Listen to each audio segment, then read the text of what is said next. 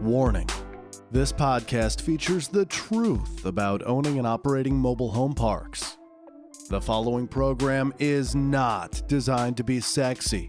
It will not hype you up on MHPs. Rather, this is a raw take on this industry and how you find your own path to success. Welcome to MHP IRL, Mobile Home Parks in Real Life, with your host, Ryan Norris.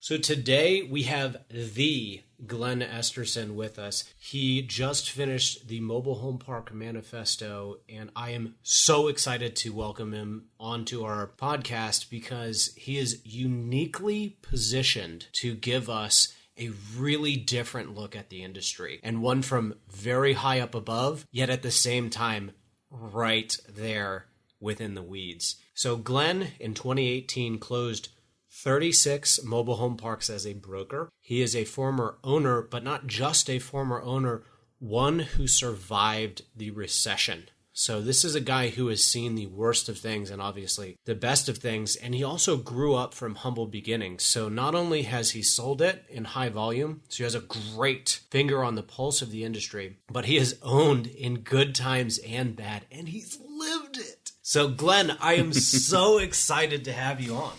Well, thank you so much. I'm happy to be here. It's always nice to talk about these things. And, the Mobile Home Park Manifesto, the book that I just wrote, we're just about out to the market with it. Production is wrapping it up, and we should be out the first week of November. And I'm hoping to help a lot of guys, find some footing and some certainty with understanding just how challenging this business is, because it's all not big paydays and highfalutin times. It's a gut punch most of the time through the business. I think the big gist of your book is that, and we agree on this, we want people in this space. We just want people in this space to understand the risks up front, to know it's not going to be a coupon clipper, to know what you're getting into so you can own and operate responsibly. And also so you don't lose your shirt or lose your investors' money. So we do want people to get into this space. We just want them to be properly informed. So let's dive right into this, Glenn. I think the question I get the most when I bring up the topic of brokers, everybody wants to know, how do they win someone over like you? Yeah, that's a tough one. We get a lot of guys wasting our time, and it's left a bad taste in a lot of brokers' mouths, and we tend to be a little restrictive of who we work with, and we've left a lot of bad taste in clients' mouths, unfortunately, as well, because, some brokers out there are, harder than others to work with, and it's hard to get accurate information that you can trust. Isn't just some kind of sales pitch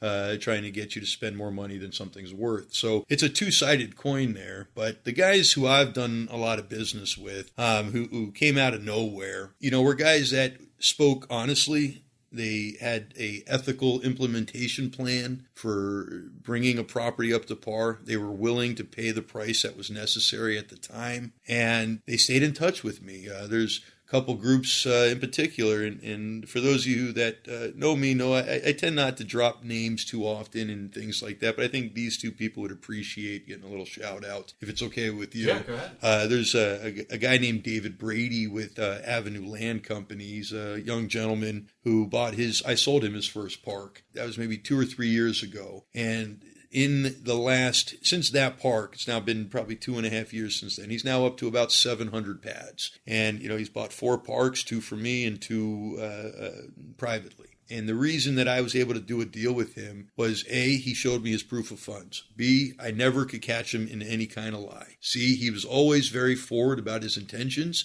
And when asking for assistance in the evaluation of the property, he trusted my opinion on what it would take to win that deal. And that was a sexy, sexy deal in the Greensboro market of North Carolina. It was, a little pricey at the time, but 2 years later, it's one of his best deals he owns. And the other group on a larger scale is a gentleman named Robbie Seed. and Robbie Seed's group is called True Build. They're now up to a few thousand units, and when they started with me, I think they had one park or so under their belt. And in 2017 and 18, I probably sold them 1,500 units or so, plus or minus. And again, same exact type of person, straightforward, upfront, willing to have honest talks about what would it take to get to the finish line. And they continually stayed in touch with me. For all the new guys getting in this business, don't feel like you can't call the top broker. You can definitely call me. I'll always give you at least one good phone call. And if we click, we'll continue talking. But it's up to the buyer, the client, to call the broker most of the time, because we're on the phone 12, 15 hours a day. And we need you chasing us if you want to get into our pocket.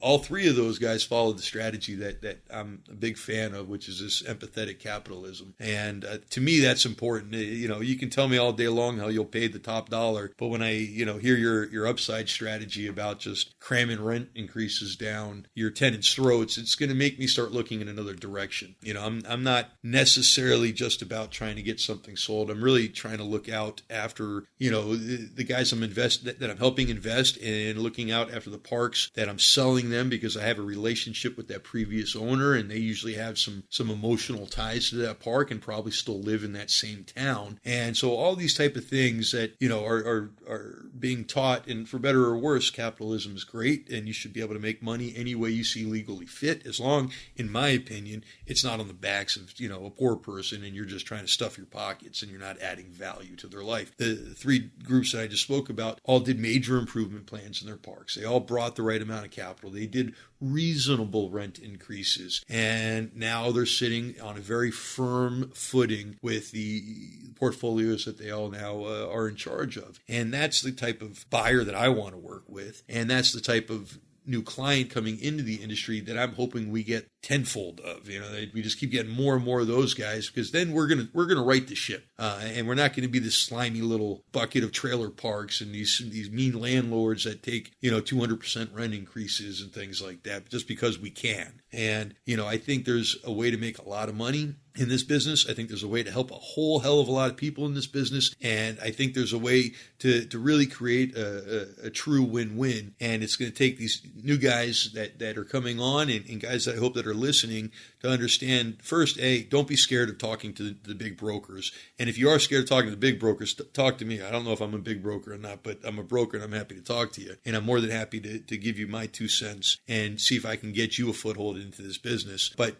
come straight. Make sure you got your money lined up. If you don't have your money lined up, tell me that. Don't tell me that you got money and then, we go under contract and then you can't provide proof of funds, because then, unfortunately, we'll probably never get a deal done with each other again. But if you're starting off in this business, it's a good time to get into this business. There's a lot of growth still left in this business, and I'm more than happy to help educate people. And I'm hoping my book can help educate the people, and I'm hoping my style is a reasonable style for guys to come want to engage with me, and see if we can make some money with each other and make some positive change in this world.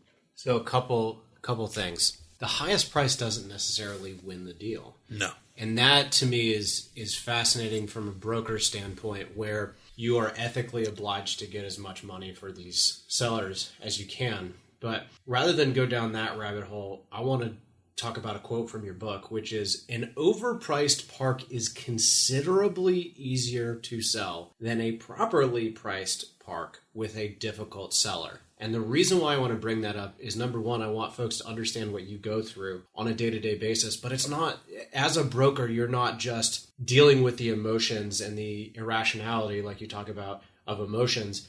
From the seller's standpoint, you can also deal with that from a buyer's standpoint. Every day. So that kind of ties into that point you had where, first off, prove you got the money, prove you can rock and roll. But from your perspective and from the seller's perspective, if you're already having half of the party to deal with, the less you have to deal with from the buyer standpoint is better. Yeah, so make my life easier, please. I promise, for with the clients that I work with, and even clients that I'm just giving third-party advice to for free, it's going to be honest, and I can't promise you it's going to be accurate, but it's going to be honest, and it's going to be the best advice that I'm able to give. But don't waste my time and trick me and deceive me and tell me things you just think I want to hear, because hey, I'm already getting that, and most brokers are already getting that from the seller side, who are very emotional animals most of the time with their parks, especially the guy who's owned the park for 40 years and raised his kids off the income off that park and has put all his blood, sweat, and tears into that park, and now he's looking to retire and sell his one golden egg because that's all he's got. And it's an emotional thing for them. It's not an easy decision. In fact, this morning I was just told by one of my clients who under that same situation, who's got a $6-ish million park he's ready to sell, that even at a 5.5 cap, he feels that it's just not enough money for him to sell because he's got all this time put into it and he wants another $500,000. Story of our life.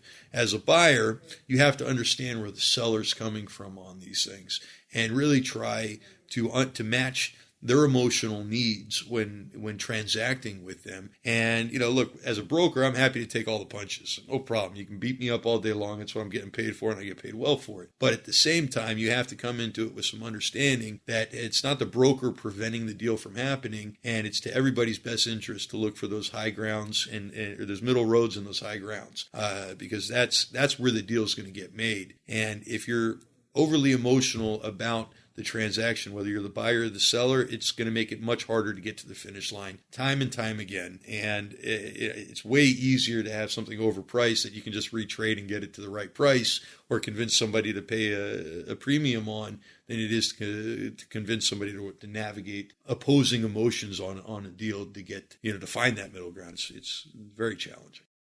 It's tough for a lot of these folks, like you said, because you can't put a price on feelings, right? You can't put a price on those memories over decades. 40 years of working at a park, you're going to have some attachment to it. Yeah.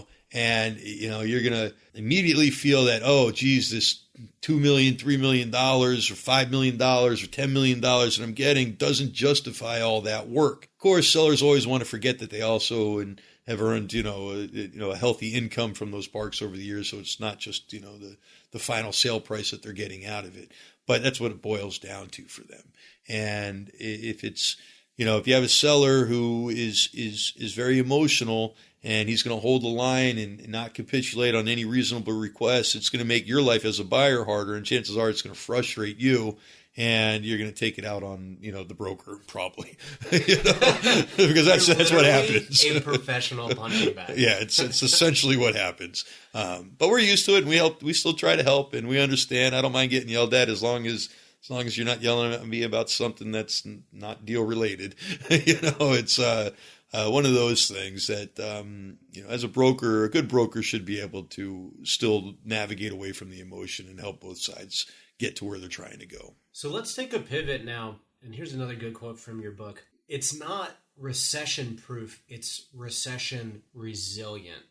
Now, you bought a park in 2005 that you were hoping to sell in 2010, and it ended up going on a totally different tangent for a whole bunch of reasons. From a risk standpoint, can you kind of compare and contrast what you experienced versus how this industry, for better or worse, is kind of hyped as? So what is your experience relative to So that? When I got into this business, there was no hype about this business. Nobody knew this business was a thing to do. I didn't know it. I had been in commercial real estate a few years, and I thought I was in the hardest vertical of real estate. I was doing Section 8 apartment housing in South Miami, and that was as grueling as it sounds. And when I decided to step away from that and find an investment near my farm in Asheville, there was very few things that I could afford to buy. Even in 2005, Asheville was fairly pricey, and it was still hard to get any kind of good yield. Eventually, a realtor reached out to me and said, hey, I got a trailer park that this guy's selling. Would you have an interest in that? And I said, I want nothing to do with that. All I know about trailer parks is Trailer Park Boys, and that looks terrifying to me. And I said, no, thank you. And, he said, come see it. And I looked at it. I met the owner. I said, still no, thank you. And, it was a good yield. It was a decent price. In retrospect, it wasn't a good yield or a decent price, but comparatively for what I was looking at, it met my yield needs and I could afford the pricing, but I still turned it down. And, a few months later, he came back to me and said, come on, take another look. And I had to find some kind of income at this point. So I said, okay. And we made a deal. The seller was very happy and was very nice about telling me everything about what he could tell me. And, pretty straightforward guy. And he was willing to owner finance it for a whole whopping year. And I thought, oh, well, that's going to make my life easier. I'll just get a refi in a year or something like that. That proved to be a challenge. And buying a park in eastern Tennessee in the early 2000s was, the internet hadn't quite hit yet out there. And we had handwritten paperwork books, and I was mostly like, well, fine, you got 25 tenants or 30 tenants, and they're each paying, $100 a month or whatever it was. The math was pretty simple for me. And I said, okay. And he said, this is what it costs to run the place. I took his word for it. And, bought the park and actually did very well with it for a while. I didn't change a single thing about operating. I didn't raise rents. I didn't do any infill. I didn't do anything except the occasional turnover. And when I turned it over, I said, oh, this is disgusting. And then I would clean it up and make it nice and sell it, or rent it to the next guy. And that worked fine, right up until it didn't work fine. And that's about when the recession, was, starting to come fully online. And in where I lived in Asheville, in a small town called Mars Hill, we had the old timers out there had an expression out there. It's like when you talk about the Depression era stuff, they'd be like, depression, what depression?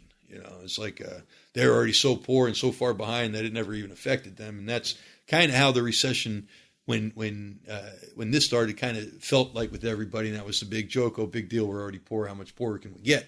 And I don't think anybody saw that coming, but people got a heck of a lot poorer, and jobs became a whole lot harder to find. And even me, as a college-educated person who's pretty reasonable and can do a whole bunch of stuff like build houses and things, I had a hard time finding employment during the recession, and my park was not providing the type of income that I needed to survive anymore. Besides having a couple of extra kids and just life in general, it was real challenge. And when I realized this, it was that we were in a real recession, and that this 2008 fiasco was going to be very impactful. I think all my tenants realized it about the same time, and there was kind of an exodus, of people moving away from this small town and going to a slightly larger town, and trying to find better employment. And if you remember, gas was $4 or so a gallon at that time, and I had a diesel truck, and it was getting like 6 miles a gallon. And, it was terrible for all of us involved, and it really hurt my park. And I lost a lot of people going to, Johnson City and places like that had slightly more economic growth happening there, Kingsport. And when I finally was able to say, okay, well, I guess I'll just, repopulate the park, I took my eye off the ball and got scared and tied into this fact that I wasn't getting the same cash flow anymore. And I let a bunch of, riffraff into my park. And that was its own major challenge. And I lost a manager, and then I had to bring on a manager who I was very uncomfortable bringing on. But he turned out to be the best thing I ever did with that park. A guy named Mosey, who, rest in peace, was one of the greatest humans I've ever met.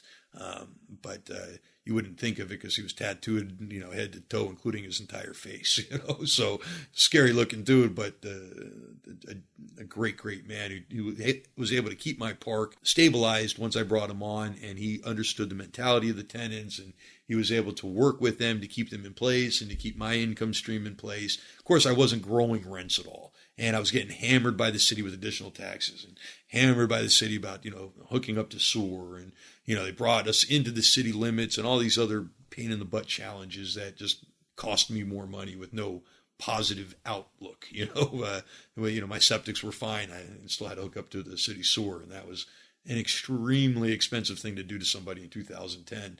Right about the same time, my 5-year loan finally came up after I bought the park. I think it was in 2004, and then in 2005 I got a bank loan, by a refi, a 5-year refi. In 2010 they called that loan, and it might have been 2011, somewhere around they called that loan, and that was on top of having to pay $2,500 a sewer tap, on top of having to pay all the materials, on top of having my manager die, on top of having, my taxes double because now I'm in the city limits, on top of, it just kept piling on.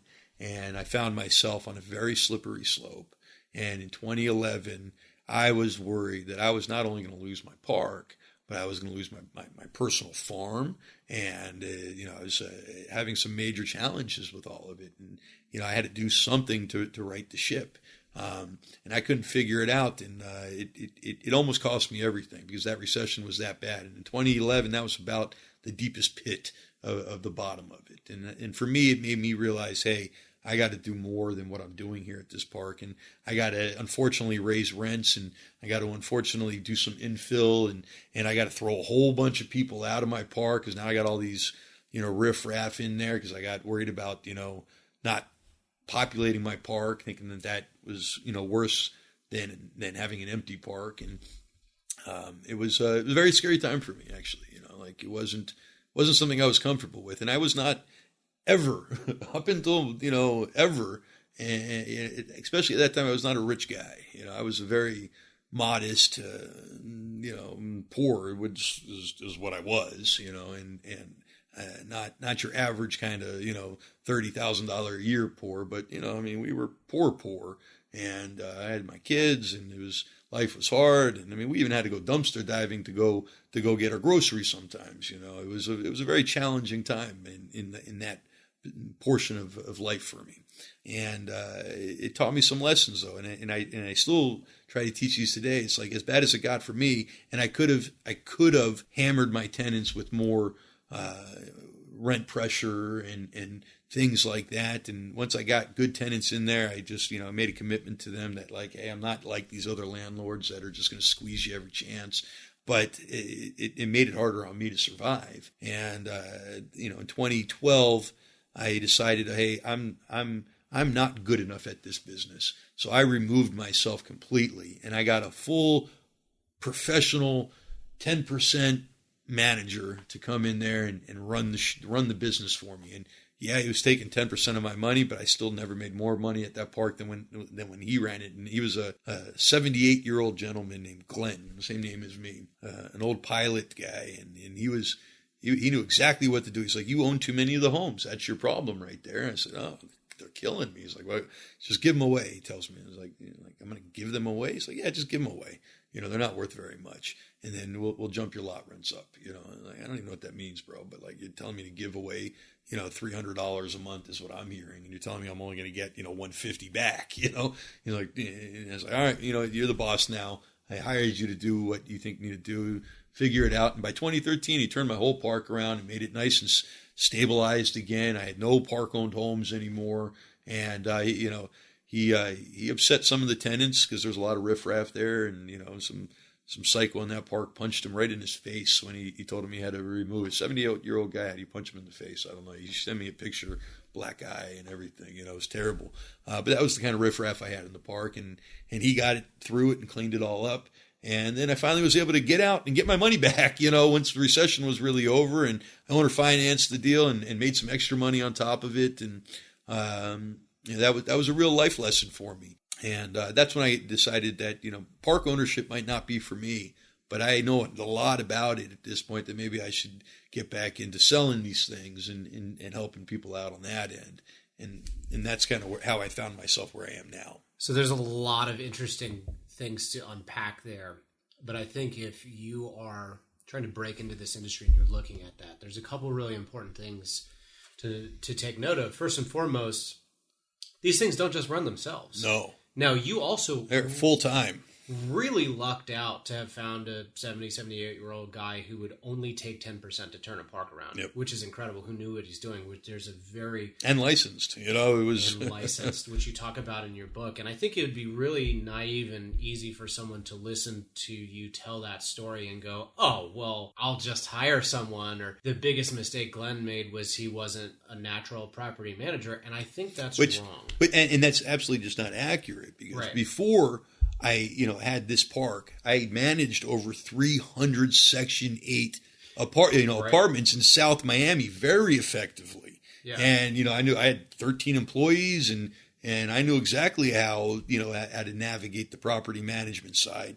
It was dealing with the particular types of tenants Correct. that we had and the vetting process that was there and all of that just made for, a chaotic storm eventually. So you say in your book very directly, is your management lined up? Again, it better be.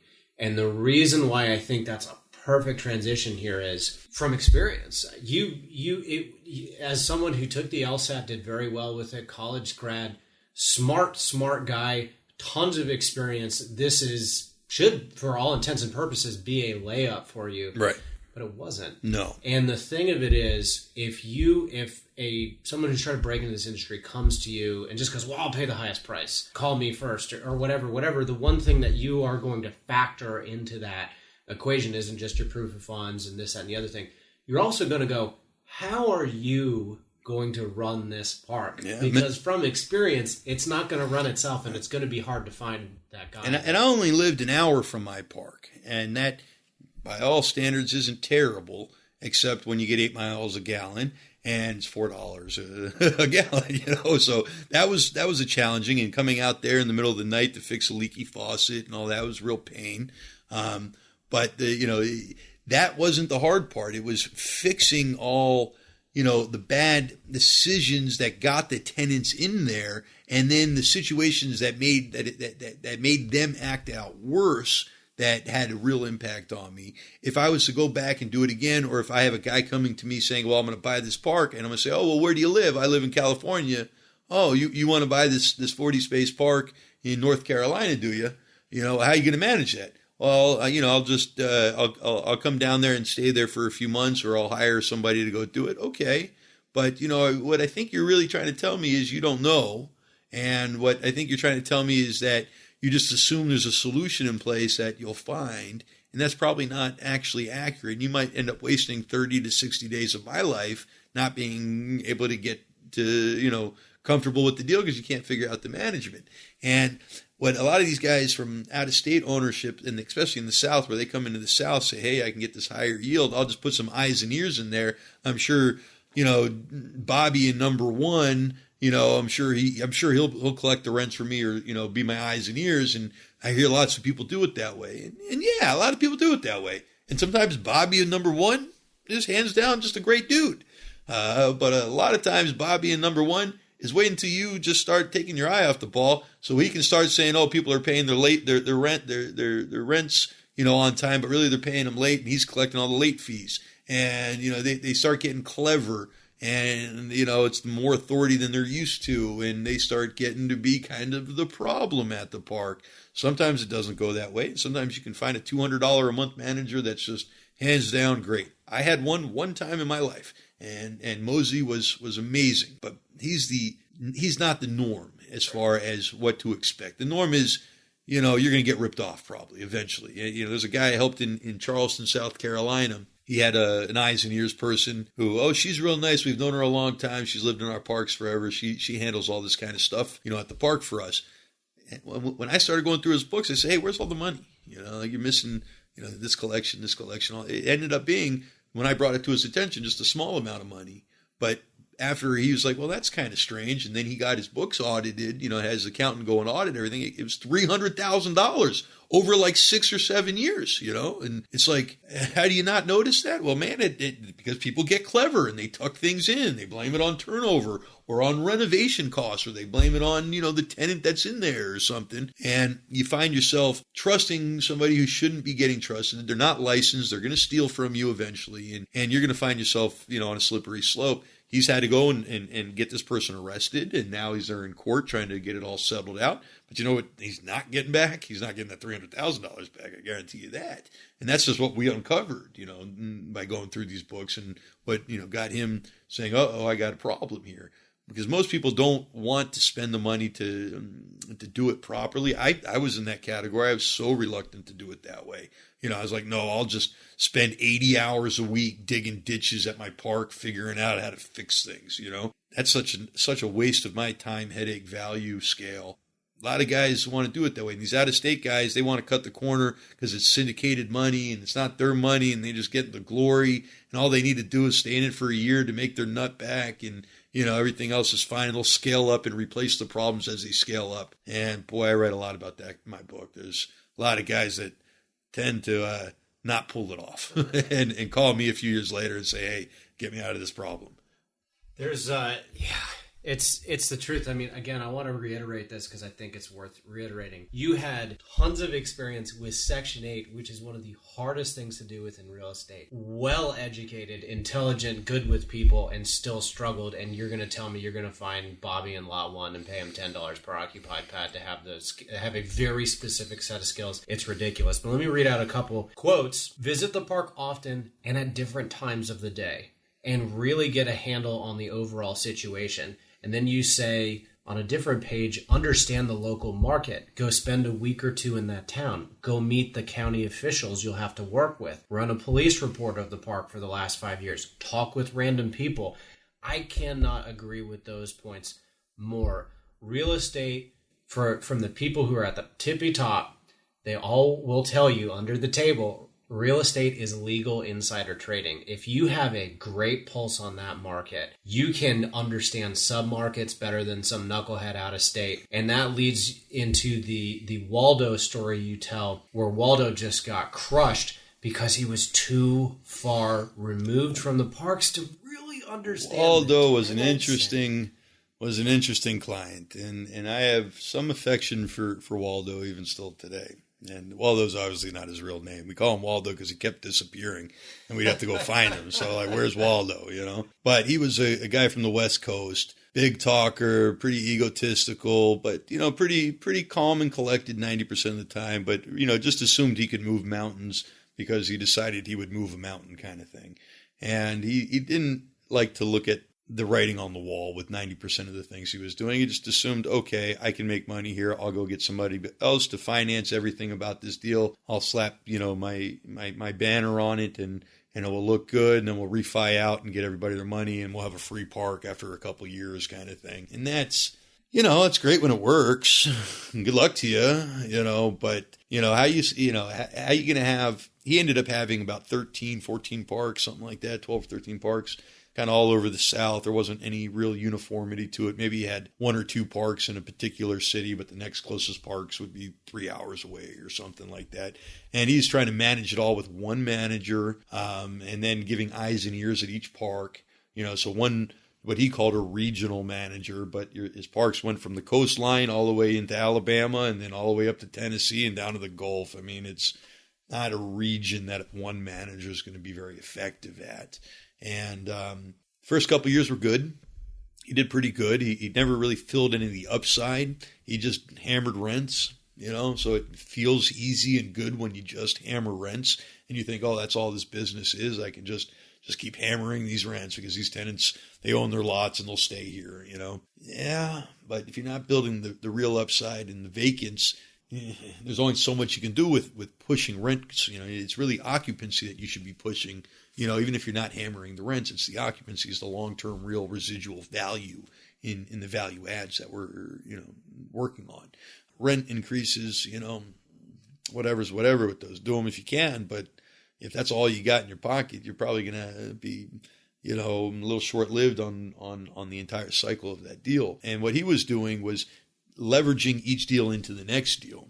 And by the time he got from these nice parks in the western side of the Southeast and made it over to the eastern side of the Southeast, the coastline, by the time he was at those parks, he was absolutely kind of defunct at that point. He had bought too much. He wasn't putting any capital back into these parks. He was trying to recycle the capital from one as it would coming in. But if you're not increasing occupancy and you're buying 30%, 40% value add, occupied parks that are just heavy value add and you're only raising rents and not filling occupancy, that income stream is going to be hard to keep sustained. And if you're using that to fund your next project and your next project and your next project, well, you'll likely find out that you'll end up like him, where it's like, hey, remember that park we got that I have that he sold me 5 years ago or whatever? I'm ready to sell that one now. I need that money now so I can pay off this problem at this park. And then you're chasing the problem all the way back to, your newest purchases. And what tends to happen is from both ends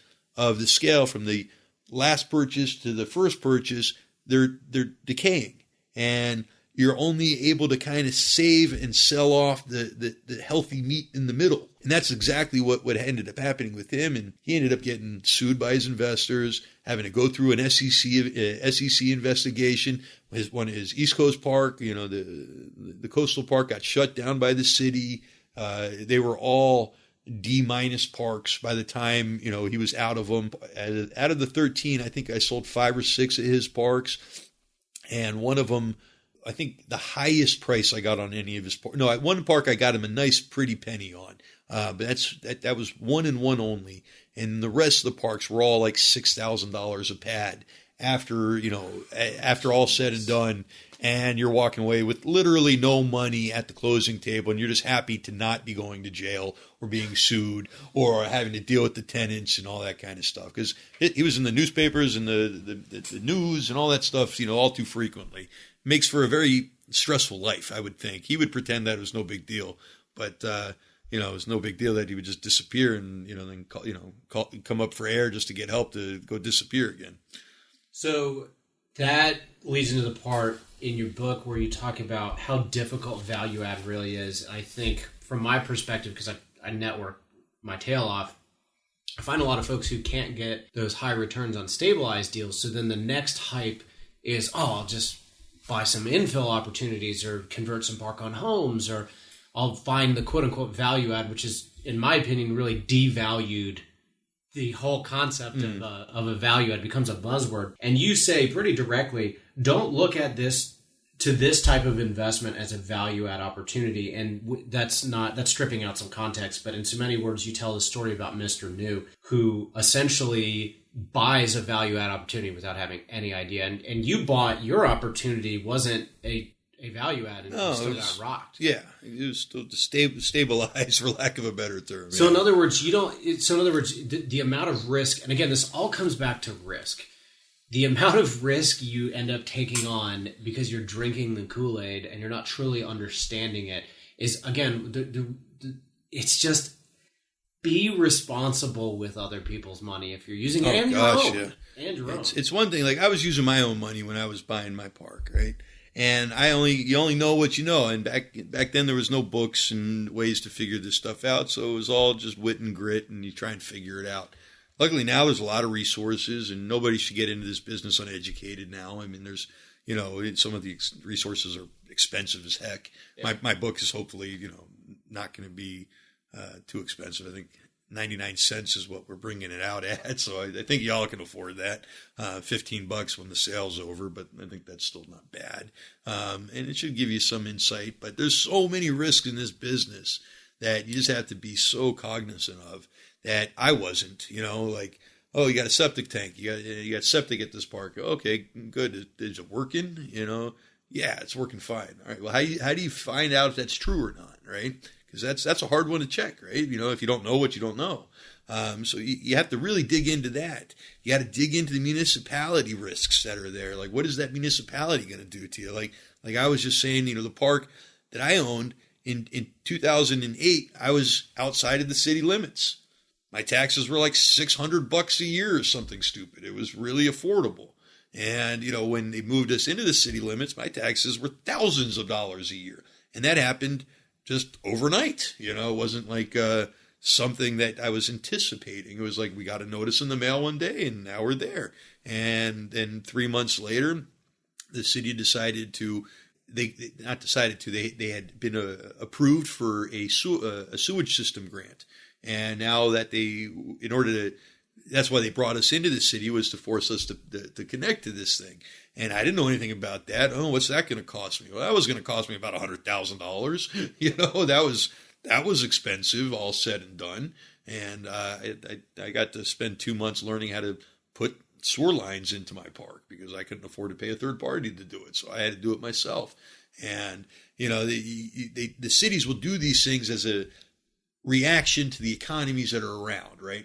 And so you have to be prepared to have these discussions with the municipality. Well, what happened last time in the recession? What were some of the economic engines that you guys turned on to help right the city's, bottom lines, essentially? And they should tell you, you should be aware of these things because they might do it to you this time in this next go around, which might be tomorrow, might be next year, might be 2 years from now, but you can bet your bottom dollar eventually it's going to be another recession and you're going to have some challenges, and the cities are going to look to react in a way to bring more profitability onto their books. And expanding county lines and attaching to city systems is a big income generator for them. So you got to look into those things. You also want to know about all the permits that were pulled on these septics and, all that. How many times has this stuff been worked on? I'm selling a park in Texas right now. This guy bought it from a grandma. He's owned it for probably 20 years, and he bought it from an old lady back then. And the way that she explained to him how to get, deal with the septic was when one septic tank fills up, run this hose over to that other septic tank and just let it, drain it into that one because that drain field's better than this drain field. And so for 20 years, this is what this guy's doing, right?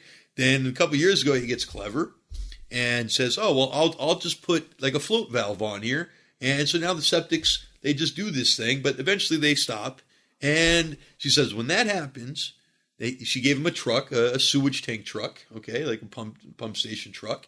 Go fill that up and then go drive to the back of the property and dump it, okay? And that's what he has been doing for 20 years. And as a buyer, you're not going to know this kind of stuff, unless if you have somebody nice enough to tell you about it. So there's so much risk with that. What do you do? And you have to really go get a couple quotes from some different plumber. Who's the plumber you use? I do it all myself. Well, that's not helpful. I got to get some plumbers out here. So now go get some plumbers out there. Pay them some money. Let them go run some hoses down the septic lines. Let them go with a stick and go poke around in the yard and see how wet it is. You spend the money on that kind of stuff. On any of your utility systems, get an inspector out there, check it out. Because have you had to deal with an electric repair yet? They ain't cheap. Even for a little repair, they ain't cheap. They're expensive. What if it's what if it's the panels in most of the homes of the park-owned homes that you own, but the electricity's on, so it's got to be fine. Well, what if those are all old breakers that you used to have to like screw into the wall, and you're not going to be able to get a new permit to replace those next time? What's that going to? You have to look at all these varying risks when getting into this business, and so many people just don't. They say, well, let me see the books, let me see what the numbers look like, and then I'll go get the obvious inspections done. Oh, it's city water, city sewer, I don't have to worry about inspections. BS, man. Like the city might not own the water lines or the sewer lines, okay? You might own them. Even though they're have a meter there and the city's billing directly, you still might own all that maintenance from the property line up until that thing. And if that's old piping that's in there, that's going to be an expensive dollar for you to have to fix one day. I'm selling a park in Warner Robins. It's 200 and something spaces in Georgia. It has the worst infrastructure I've ever seen, possibly. It's all hodgepodge utility lines, galvanized and rubber hose and, PVC and everything you can imagine just put together on these things. And then Orangeburg clay for all the sewer lines. It's city water, city sewer. Do you think that's a good idea? I don't think that's a good idea. You have to and it's below the ground, so how are you going to see it? So you have to really go find these things out and take nobody's word for anything in this business. Not my word, not anybody's word, not any broker, not any seller, not any guru, because everybody might have some kind of objective, and it happens. So you have to learn to do your own research on this. Now, there's plenty of good guys in this business that you can trust, in my opinion. But as a new guy coming into this business, you don't know who they are. So, it's going to take a minute. You always want to trust but verify. And I think that's a wonderful thing to bring up is what happens when it goes wrong. And you detail out this story about Mr. New, where you say basically in the worst case scenario, and I quote, in an effort to cut expenses, he chooses an unqualified manager a local tenant in the park. He also didn't train the manager to understand the importance of vetting tenants. He should have paid a licensed manager to run the park, not a tenant, and it goes on, where you, in so many words, say, when things get bad, in so many words, when things get bad, they go really bad. And you have two levers as a business owner. You can increase the rents or cut the costs, both of which the tenants are paying for. And that is just exactly what I want to transition into from there, whereas when you start losing, that's when the tenants start losing. So responsible mobile home park ownership, which I think our industry has gotten rocked with John Oliver and Time Magazine and ABC News and a bunch of people coming in not really fully understanding or overpaying or doing whatever that they're doing. As someone who has lived that life, and as you put it in your own words, you have felt the need to survive. Can you talk a little bit more about what is the mentality that you had?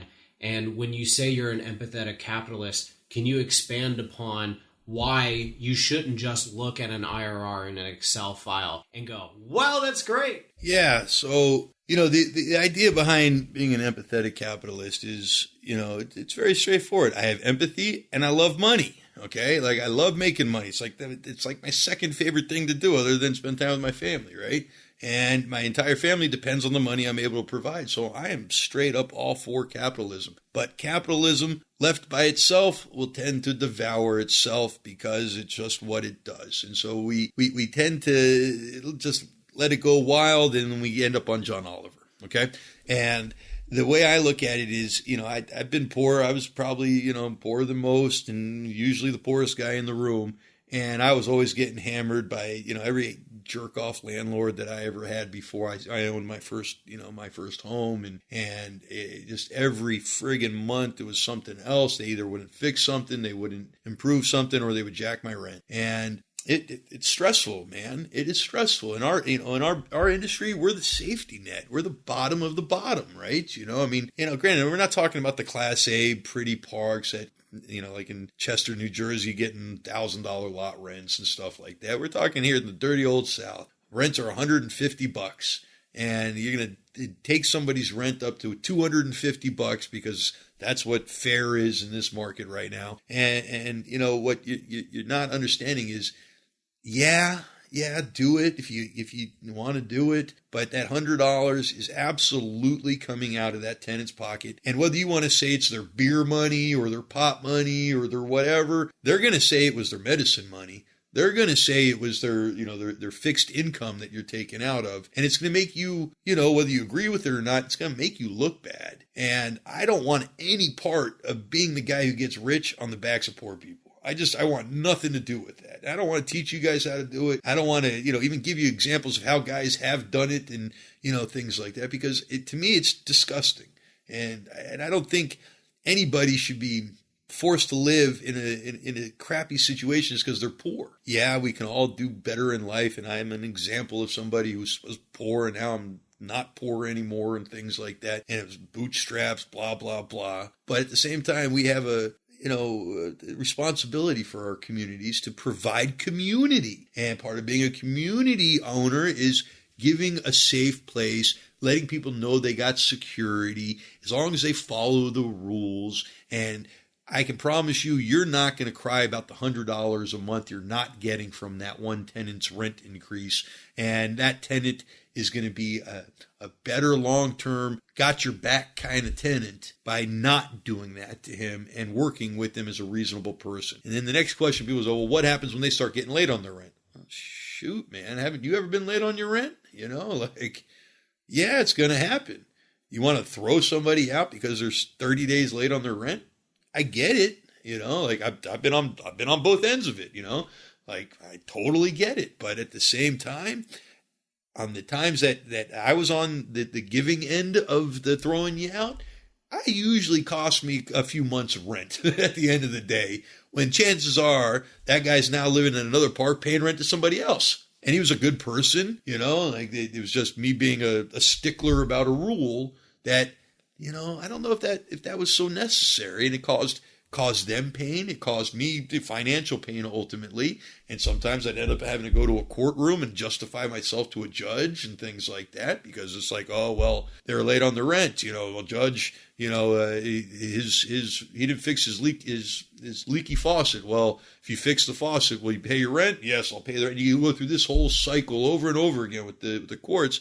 And it's painful and it's annoying. It doesn't need to be that way when you could have just said, hey, Bobby, how about you're 30 days behind. How about I give you a chance here, and we'll just discount that entire month's rent, but we're gonna take the next year of rent, or the next 6 months of rent, and we're gonna pack that rent onto there. Can you afford an extra $15 a month for the next 8 months or something like that, and catch back up that way? And he said, you know what? Nobody's ever helped me like that before, and you know what? You got a friend for life, and I'm gonna not put you in that position again. And that's what I came to learn with being a property manager of so many Section 8 tenants and so many, people that are having a harder time in life than probably most of us that are listening to this podcast have ever had. And for me, my tenants became, a lot of them, important people in my life at the time. And they respected me. And it was when I would take my eye off the ball or new people would slip in and I would be too nice, that those new people would be a pain in my butt. But if you got riffraff, they got to go. But a non-payer who's a good person just having a hard time, I would say give the fella a chance. Use some empathy in that situation. Don't jack their rents up. Don't steal their medicine money, even though you know it's their beer money or whatever you think you know about them. And take that type of approach to it. I think you'll have a healthier park. I think you'll have a healthier head. And I think at the end of the day, you're going to make just as much money as you would have had you gone a different way with the hard-nosed approach to it, And, I'd like to see that style be implemented more and more. We're all in it together, guys, it's a community and we got to try our hardest to build community. And it comes off of both ends, the tenants and the landlords. Yeah, you say that there's a fine line between being a firm but fair landlord and being a bully landlord. And from my personal experience, no pay, no stay there's no one size fits all for that. Yep. There are some folks who will, if you work with them a little bit, they will reward you hand and fist. And there are plenty of people who just keep asking for more, just know exactly what buttons to press because they've gotten good at the iterations over the years. But Glenn, we're a little bit over on time. I have to say, a big fan of your book. I would have loved to have that as a reference starting out because it does everything going from explaining all the metrics to explaining how to interact with a broker to all of the ethical things that we are going to encounter. So first and foremost, I want to thank you for taking the time to write that and also for basically making it pennies on the dollar, so to speak. Yep. How can folks get in touch with you? You guys can reach me anytime you want. My cell phone is 423-483-0492. You can find me on the internet at www.themhpexpert.com. And, shoot me an email or a phone call, a text, whatever. I'll get back to you. I always do. My book comes out here the first week of November. We'll see, but I think you guys will find some value in it. I wrote it simply because this book hasn't been written yet, and I wish it was something that was there when I got into the park business. And all this fluff and duff about, recession-proof, coupon clipping, and, you get high returns and 10% yields day one. I want to break that myth. It's maybe in 2010 there was some of that going on, maybe even in 2013. But it's all hard-earned money. There ain't nothing easy about this business. And, if you don't have a thick skin and a whole lot of endurance, this might not be the right business for you. And in my book, I hope to show you all sides of this equation. Glenn, I can't thank you enough, man. Right on, Ryan.